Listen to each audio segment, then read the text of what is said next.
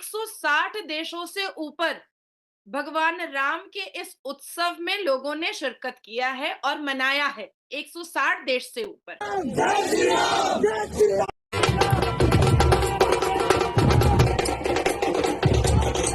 दोस्तों, अमेरिका से दुबई तक भगवान राम का नाम सुनाई दे रहा है और राम मंदिर का उद्घाटन होने के बाद सभी धर्मों को मानने वाले दिवाली मना रहे हैं। देखिए, बाबरी मस्जिद बनी, उसके नाम से जाहिर है कि बाबर ने मस्जिद बनाई, 1524 में बनाई उसने। राम की जन्मभूमि 9000 साल पुरानी बात है। और यहां पे ये मुस्तरद बात नहीं है, लेकिन मैंने इसको ऑनलाइन इंटरनेट से ही मैंने देखा है कि जब फॉरेन इन्वेडर्स यहां पे आए, उन्होंने 60,000 मंदिरों को तोड़ के मस्जिदें बनाई। जब उनका हाथ था, वो ताकत थी। लेकिन सबसे बड़ी बात, किस वजह से एक लिमिटेड तादाद में लोग इन्वेडर आते थे और सब कॉन्टिनेंट को ओप्रेस करते रहे। वजह क्या थी? हिंदू मजहब is a non violent religion और उसका ये भरपूर फायदा उठाते रहे। चाहे मुगल थे या उससे पहले थे, थोड़े थोड़े से लोग घोड़ों पर बैठ के आते थे, पहाड़ों से उतर के अफगानिस्तान की साइड से, और यहां फिर वो हजारों सालों तक हुकूमत करके जाते थे। जब वो गए तो चंद ईस्ट इंडिया कंपनी के लोग, वो भी मिलिट्री नहीं थी, एक कंपनी थी, वो आई यहां पे। 1857 में जाके क्वीन ने इसको ब्रिटिश कॉलोनी बनाया था। उससे पहले तो एक कॉरपोरेशन रन करती रही इस मुल्क को। क्यों? क्योंकि Hindu religion is a non violent religion. और आज एज ए बहसीते citizen of a subcontinent, आज अगर ये टाइम आ चुका है कि इतने अरसे के बाद सब कॉन्टिनेंट राइज कर रहा है पूरी दुनिया पे, तो मेरा ख्याल है मुझे उसमें उनकी खुशियों में शरीक होना चाहिए। कि 160 देशों से ऊपर भगवान राम के इस उत्सव में लोगों ने शिरकत किया है और मनाया है। 160 देश से ऊपर। अब आती है बात कि जो लोग कहते थे कि भगवान राम की मंदिर बनेगी तो आग लग जाएगा। भैया, आग तो नहीं लगा कहीं।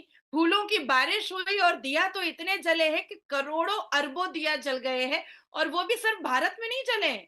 भारत में सिर्फ नहीं जले हैं, अमेरिका में जले हैं, इंडोनेशिया में जले हैं, फ्रांस में जले हैं, ब्रिटेन में जले हैं, इटली में जले हैं, डच में जले हैं, सऊदी अरबिया में जले हैं, दुबई में जले हैं। तो अब आप सोचो कि कितना खूबसूरत मंजर है कि फ्रांस से मुझे मेरी फ्रेंड्स जो है वो फोटोज भेज रही हैं। आबू धाबी से लोग मुझे फोन करके, वीडियो कॉल करके दिखा रहे हैं कि हम भी दिया जला रहे हैं। तो इस पूरी दुनिया में, इस पूरी दुनिया के राम फॉलोअर, भगवान राम के जो भक्त हैं, उन्होंने आज का दिन मनाया है। और मैं इतना जानती हूँ कि जैसे क्रिश्चियन के पास उनका अपना वेटिकन था, जैसे मुसलमानों के पास उनका अपना मक्का मुअज्जमा और मदीना मुनव्वरा था, आज पहली बार सनातन धर्म और हिंदू धर्म वालों के पास उनका अपना राम मंदिर है। और मैं हमेशा से कहती हुई आई हूँ, पिछले 9 साल से मैं लगातार इस बात को कह रही हूँ कि भारत की पहचान भगवान राम के मंदिर से ही हो सकती थी और किसी चीज से नहीं हो सकती थी।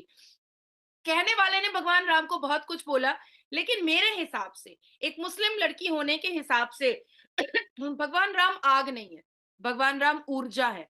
भगवान राम काल्पनिक नहीं है, क्योंकि बहुत लोगों ने काल्पनिक बोला। भगवान राम आस्था है। भगवान राम रहस्य नहीं है, भगवान राम विश्वास है। भगवान राम समस्या नहीं है, क्योंकि हमारे देश के ही कुछ नेताओं ने उनको समस्या भी बोला था।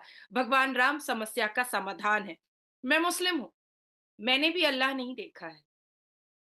मैं मुस्लिम हूँ, मैंने भी प्रॉफेट मोहम्मद सल्लल्लाहु अलैहि वसल्लम को नहीं सुना है, पर ईमान मेरा है उन पर, पूरा मुकम्मल ईमान है।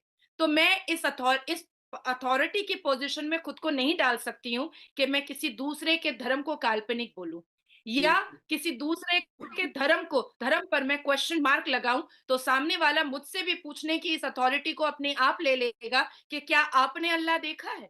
क्या आपने सुना है अपने अपने नबियों को? तो मैं तो कहूंगी कि नहीं, मैंने तो नहीं सुना, मैंने पढ़ा है। तो उन्होंने भी पढ़ा है अपने वेदों और ग्रंथों को, तो मैं उनको कैसे क्वेश्चनेबल मार्क लगाऊं? तो जो लोग भी ये कर रहे हैं, या तो वो मंद बुद्धि हैं, या तो वो इतने बेवकूफ हैं जो जो अपनी बेवकूफी को दिखा भी रहे हैं, और या तो इतने शातिर बनना चाहते हैं कि उस शातिर होने की वजह से बर्बाद होते चले जा रहे हैं। मैं कहना चाहूंगी शोएब कि मैं वो मुस्लिम हूँ जो भारत की मिट्टी पे नमाज पढ़ती हूँ। मैं वो मुस्लिम हूँ जो गंगा स्नान भी करती हूँ और उसी गंगा माँ के जल से वजू भी कर लेती हूँ। मैं वो मुस्लिम हूँ जिसके घर में ईद की मिठाइयाँ जो है वो हल्दीराम से और छप्पन भोग से आता है। तो मैं ऐसी मुसलमान हूँ और मुझे प्राउड फील होता है कि मैं डिवोटी हूँ भगवान राम की आस्था पर, हनुमान जी की आस्था पर, और मुसल्ला बिछा करके नमाज भी पढ़ती हूँ और 5 वक्त नमाज पढ़ती हूँ और काफ़ी चीज़ों से, काफ़ी जो सिन है, जो अनपार्डनेबल सिन है, जो गुनाह है जैसे मज़ार परस्ती, ये सारी चीज़ों से मैं खुद को दूर रखती हूँ। देखो हम सारे मुसलमान पैगाम रसूल है, हम पैगाम मुगल नहीं है। तो जो लोग भी, आप कह रहे थे कि पाकिस्तान में कहा जा रहा है कि बाबरी मस्जिद तोड़ दी गई है। अरे कि आपके पास कोई प्रूफ है कि बाबरी मस्जिद के पहले वो मंदिर नहीं था? लेकिन वीएचपी, निर्मोही अखाड़े और जितने भी हिंदू पक्ष है, उन्होंने 3 डेकेड की लड़ाई लड़ी है और 500 वर्षों की तपस्या की है, बलिदान किया है, आस्था रखी है, विश्वास रखा है, श्रद्धा रखी है। तब भी 441 वेदों और ग्रंथों को आचार्य जी ने सबमिट किया था सुप्रीम कोर्ट को, और सुप्रीम कोर्ट ने कहा कि नहीं, जितने भी all India Muslim personal law board है और शिया बोर्ड है, वो ये केस हार चुके हैं क्योंकि आप अपने प्रमाण को साबित नहीं कर पाए हैं और हिंदू पक्ष अपने प्रमाण को साबित कर दिया है। ये बात हो गई। अब बात आती है कि सुन्नते इब्राहिमा के नाम पर कितने मुगलों ने कितनी अश्लीलता मचाई है, कितने बुतों को तोड़ा है, कितनी मंदिरों को तोड़ा है, कितनी बेहूदगी मचाई है, और ये इतिहास गवाह है। और इस इतिहास को के पर्दों को और पन्नों को खोलने से नाजिया इलाही खान पीछे नहीं हटने वाली है, ना हटी थी, ना हटी है और ना हटने वाली। दोस्तों, भगवान राम सभी मनुष्यों और जीवों का सम्मान करते थे और अपने परम भक्त हनुमान जी को प्रभु श्री राम अपना भाई मानते थे। इसलिए दोस्तों, हमें भी प्रभु श्री राम के जीवन से सीखना चाहिए और सभी मनुष्य और जीवों का सम्मान करना चाहिए।